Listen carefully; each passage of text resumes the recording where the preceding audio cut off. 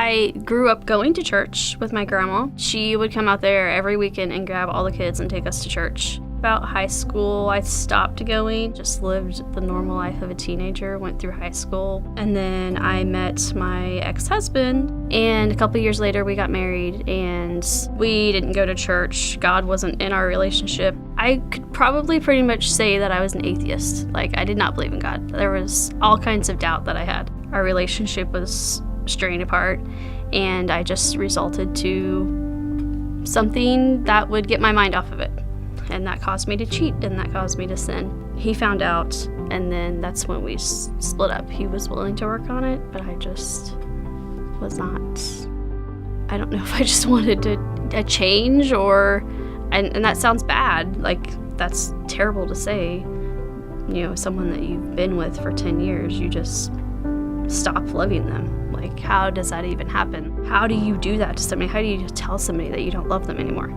It's someone you spent so much time with. We decided to come back home because that would be best. We were already planning to move back home, just to be back with family. I was like, I need to go back to church. I feel like I need to get into church. I need to start growing my relationship. I really had nobody.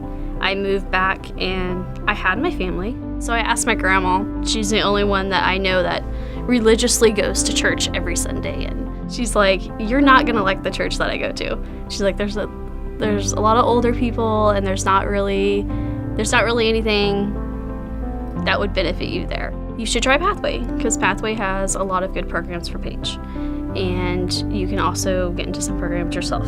So I procrastinated for probably about a month, and then I decided to just go because I was going by myself. So to walk into church this big by yourself is kind of intimidating. The middle of September, I honestly don't remember how I received this message, and I don't remember filling out the card and putting down that I was interested in a home team.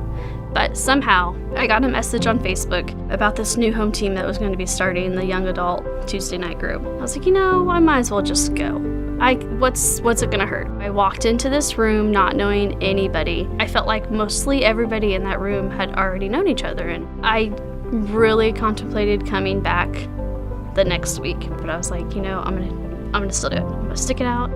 I just started building my relationship with God, and He put it on my heart, just give all my time. Jared had mentioned that he was wanting to find co-leaders for the home team, and so I told him I was interested.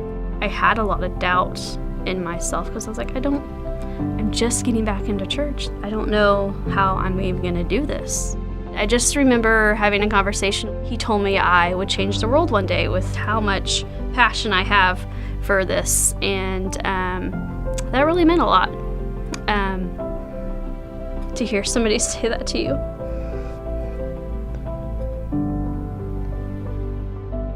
I was like, what? Like, that's not possible. Like, how am I gonna change someone's life? I truly believe that God does not call the qualified, He qualifies the called. Knowing that, I just feel with Him being by my side, putting things on my heart that I need to do, that He'll put me where I need to be.